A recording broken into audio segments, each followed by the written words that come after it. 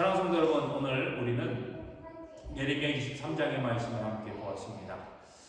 예레미야의 말씀을 보면서 하나님 끊임없이 우리에게 말씀하시지요.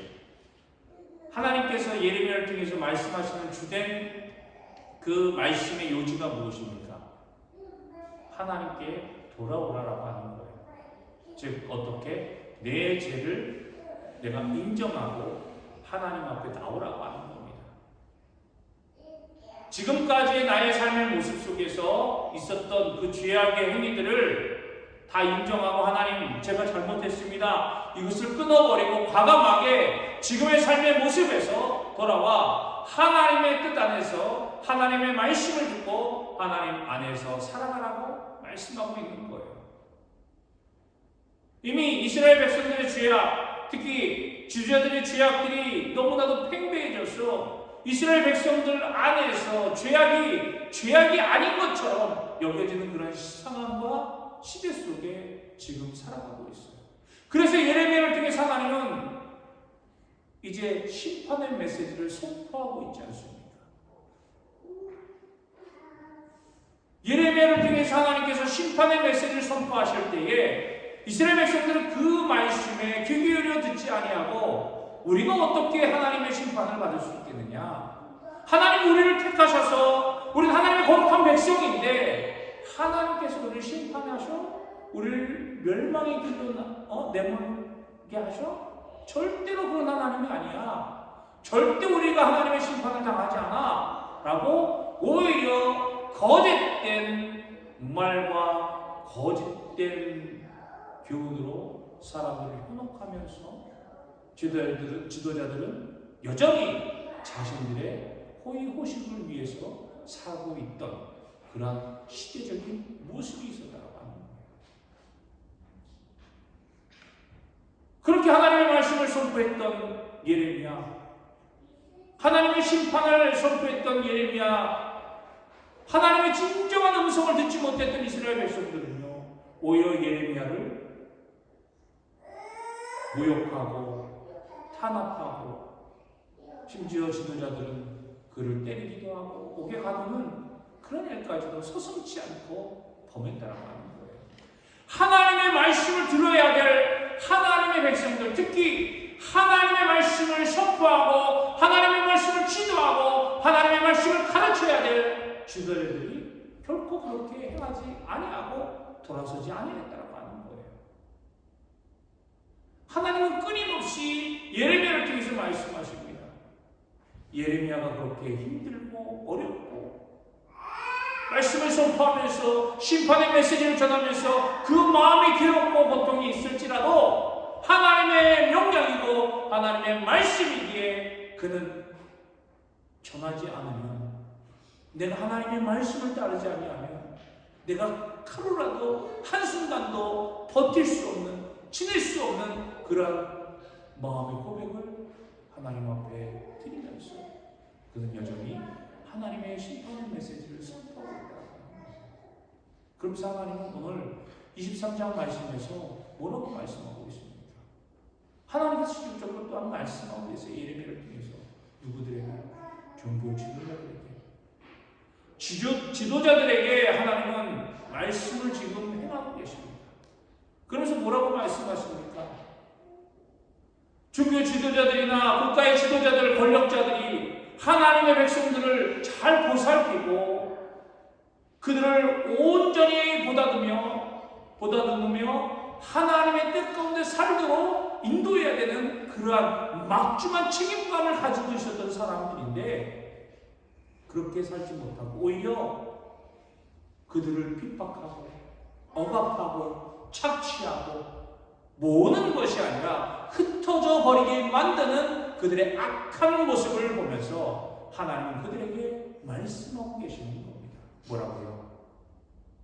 내 목장의 양떼를 멸하며 흩어지게 하는 목자에게 화 있으리라 라고 직접적으로 다시금 말씀해 주고 있습니다. 이스라엘 목자들은, 여러분, 목자들의 사명은 무엇입니까? 지키고 보호하는 거예요.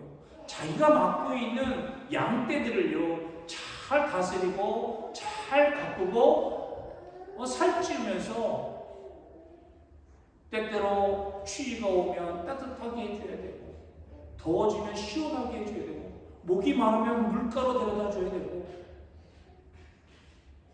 그리고 메누수가 찾아오면 자기 목숨을 걸고 그 양떼를 지키는 것이 바로 목자가 해야 할 그런 사명이라고 하는 거예요. 본분이라고 하는 겁니다. 그런데 목자가 자기 편하다고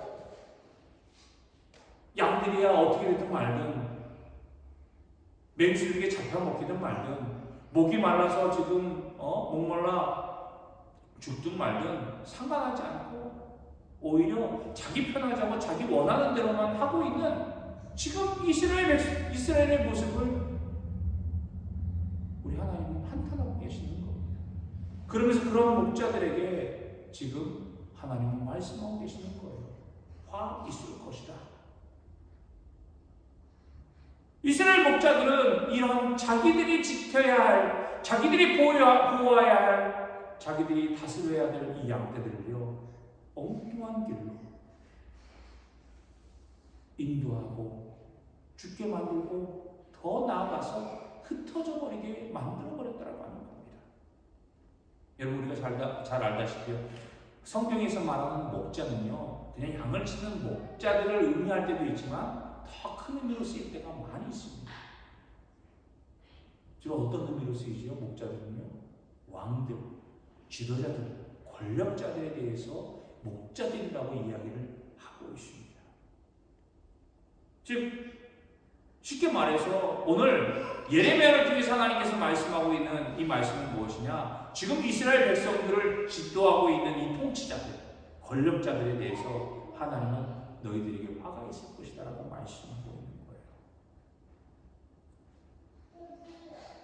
하나님의 통치권을 받은 왕들이, 하나님의 말씀을 선포해야 될 선지자들이, 제사장들이 하나님의 백성들을 온전히 지배하지 못하고 말씀을 가르치지 못하고 오히려 무능함과 악행으로 이스라엘 백성들을 지금 대하고 있다라고 하는 거예요. 그들은 앞서도 말한 것처럼 이스라엘 백성들을 모으고 보호하고 안전하게 지키는 그런 일들을 해야 되는데 경솔하게 돌보지 않고 오히려 백성들을 그냥 기반해버리고 말았다고 하는 거예요.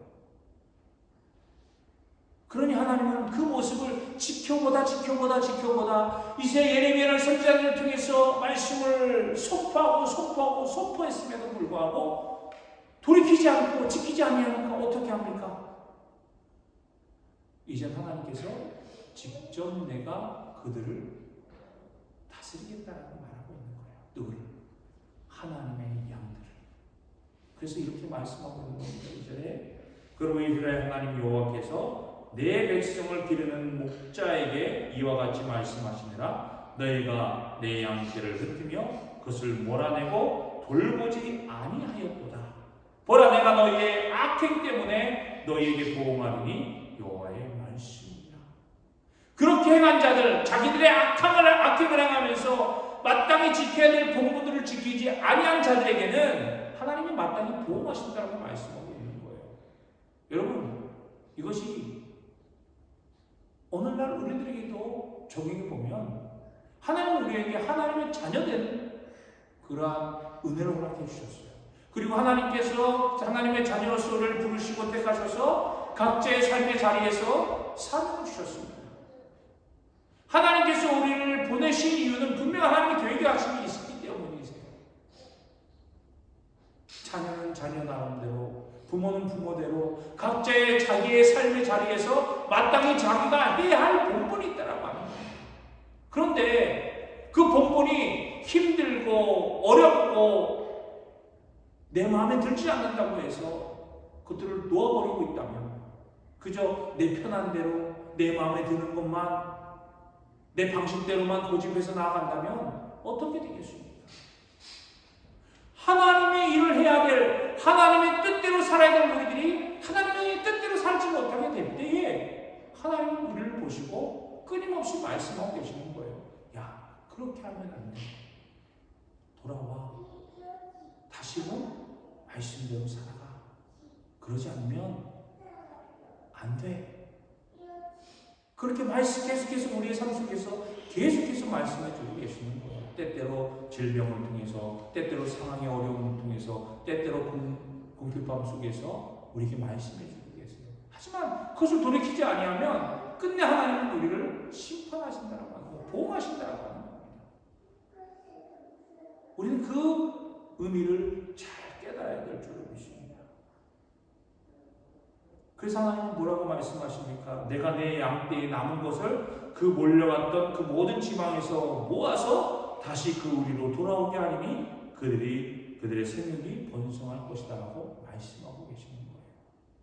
하나님의 명령을 받아서 하나님의 뜻을 따라서 행해야 될 하나님의 사람들이 그 일을 제대로 하지 못하니까 친히 하나님께서 하나님의 백성들, 흩어져 버렸던 양떼들, 신음하고 아파하고 고난 속에 처해진 그 양떼들을, 그 백성들을 하나님께서 친히 다시금 불러 모아주셔서 다시금 그들에게 생육하는, 즉 평안과 안식과 기쁨을 누리는 삶으로 인도해 주신다고 말씀하고 계시는 거예요. 그러면 그 일을 맡겼던 사람들은 어떻게 될까요? 앞서도 말씀드린 것처럼 화 있다라고 하는 겁니다. 보응을 받을 수밖에 없다라고 하는 사실이에요. 그래서 실제로 성경의 말씀에서 하나님의 이 약속의 말씀이 이루어진 것을 우리는 볼 수가 있습니다. 유대의 마지막 왕들 중에 살롬은요, 이집트로 끌려가 버렸어요. 그리고 여호와가는요, 바벨론으로 잡혀버려갔습니다. 그리고 시드기야는요, 마찬가지로 바벨론으로 잡혀 끌려가다가 가는 도중에 죽음을 당했어요.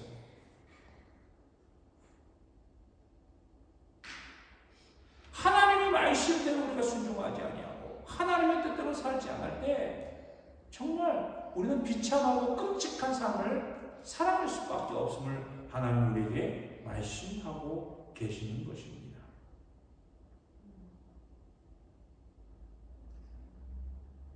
그런 속에서 하나님은 우리에게 약속을 해주시는 거예요. 아무리 너희들이 힘들고 어려운 생활 속에 또 상황 속에 있다 할지라도 결코 그것으로 인하여서 너희들이 힘들고 또 낙망하고 좌절하거나 포기하지 말라고 말씀하고 계시는 거예요.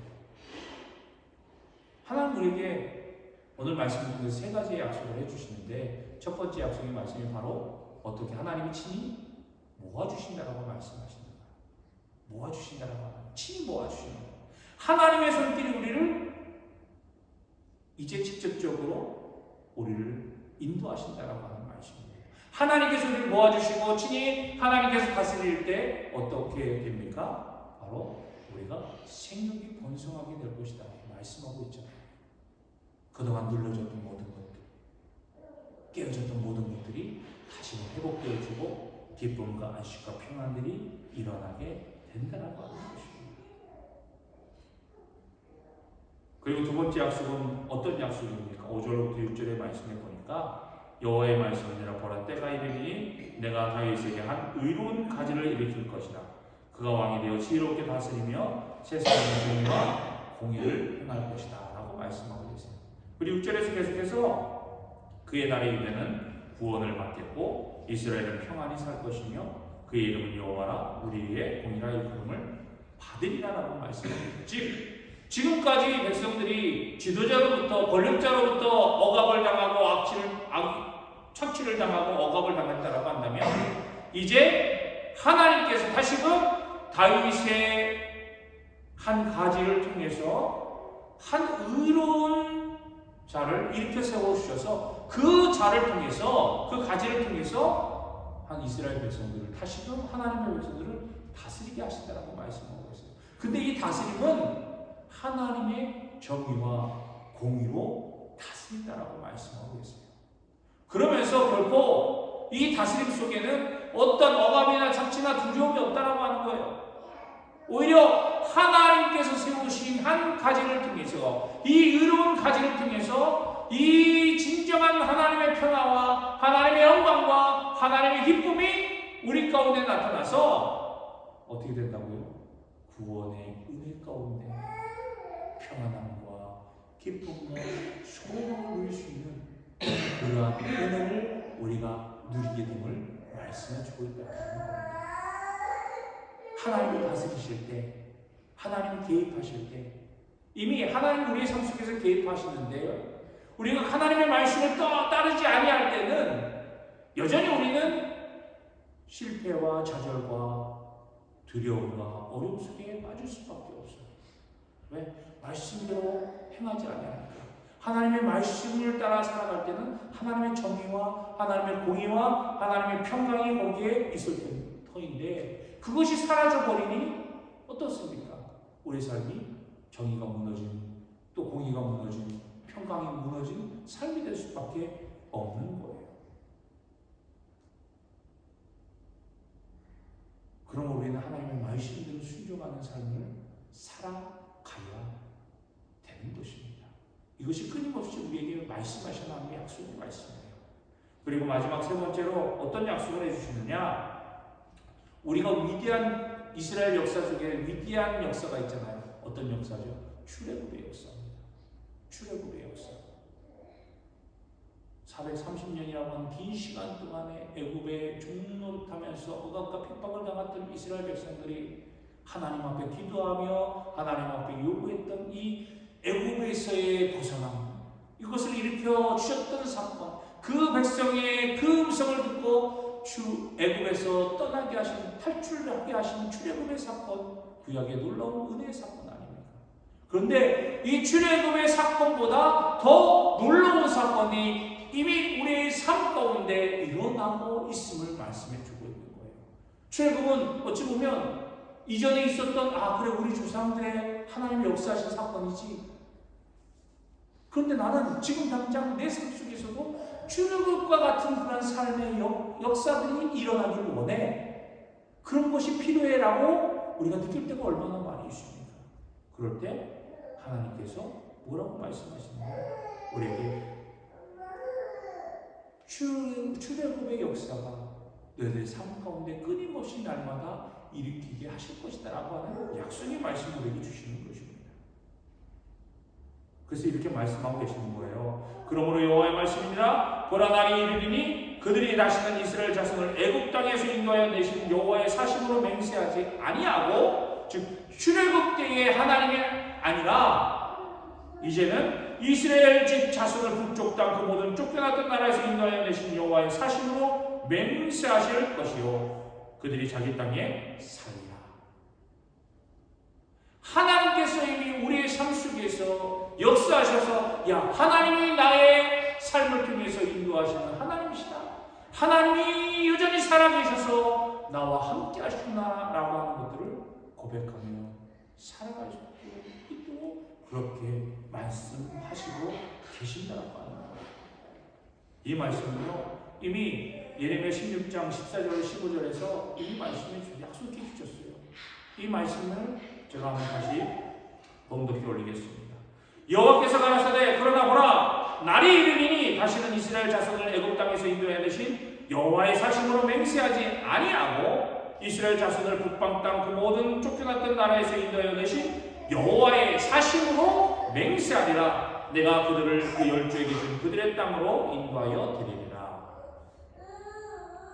출애굽의 하나님으로서 국한된 하나님이 아니라 지금 나의 상황 속에서 쫓겨났고 흩어지고 뿔뿔이 내가 있었던 그 땅, 나의 삶의 조건에서 내가 평안히 살던 그곳이 아니라 어려움과 핍박과 억압 속에 착취당하며 살았던 이 삶 속에서 하나님이 나를 구원하셔서 나로 하여금 주신 내 자리 그곳에서 나로 하여금 다시 희망과 소망을 가지고 살아갈 수 있도록 하나님께서 나를 지금 붙잡아 주시는구나.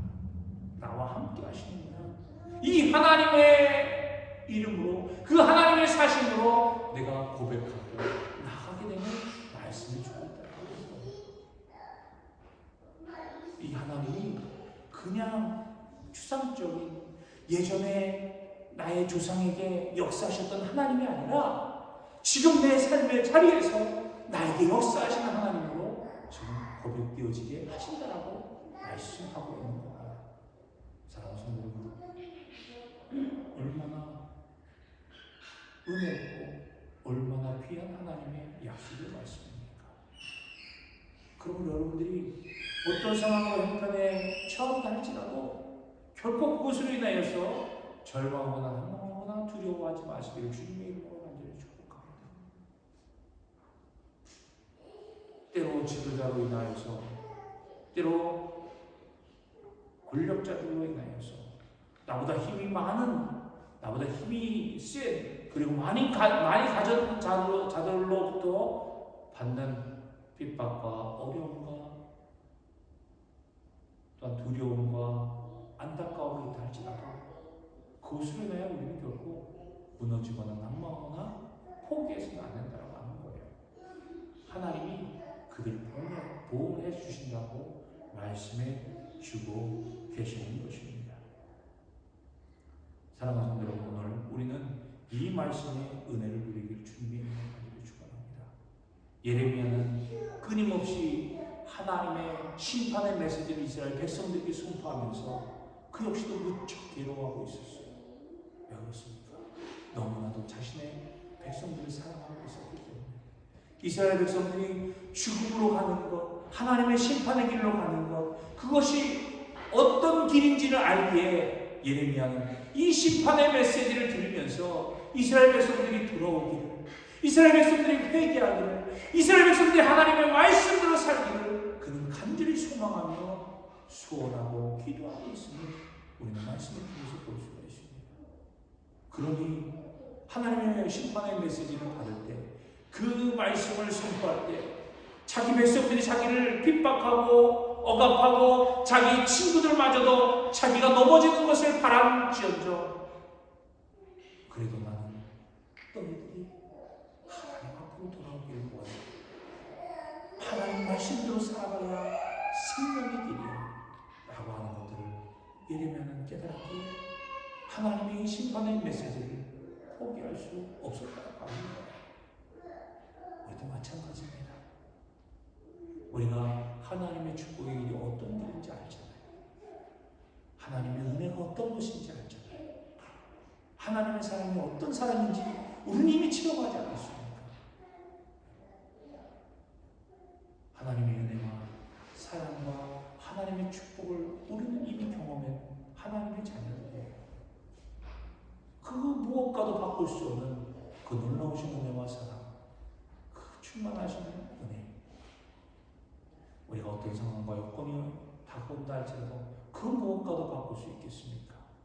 사랑하는 성도 여러분, 오늘 우리가 다시금 우리의 믿음이 하나님께 온전히 맞춰지고 하나님의 뜻 안에서 온전히 살아가는 저와 여러분들이 지금 주님의 이름으로 간절히 축복합니다. 하나님은 우리에게 분명한 언약의 약속의 말씀을 해주셨어요. 진히 우리 하나님이 될 것이고 우리를 하여금 우리의 삶 속에 직접적으로 역사하시고 지금도 살아계셔서 우리와 함께 동행하심을 우리에게 말씀해 주시고 약속해 주셨습니다. 이 약속의 말씀을 믿고 우리의 삶의 자리에서 더욱더 최선을 다하고 맡겨진 우리의 본분을 잘 지켜서 하나님의 영광을 드러내는 저와 여러분이 되시기를 주님의 이름으로 간절히 축복합니다. 주신 자리를 가벼이 여기지 말고 주신 사명을 또 허투루 여기지 말고 또 내가 지금 해야 될 것들을 내 기분에, 내 상황에, 내 마음에 맞지 않는다고 해서 그것들을 가볍게 여기지 않는 그러한 사람들이 그래야 하나님께서 나중에 우리를 보시고 하나님 주신 모든 것들을 온전하게 하고 정말로 인내를 가지고 최선의 삶을 살아갈 때 하나님이 우리에게 잘했다, 우리를 칭찬하실 줄 믿습니다. 그런 믿음의 삶으로 여러분 하나님 앞에 나아가고 하나님의 영광을 드러내는 저와 여러분이 되시기를 주님의 이름으로 간절히 축원합니다. 기도하겠습니다.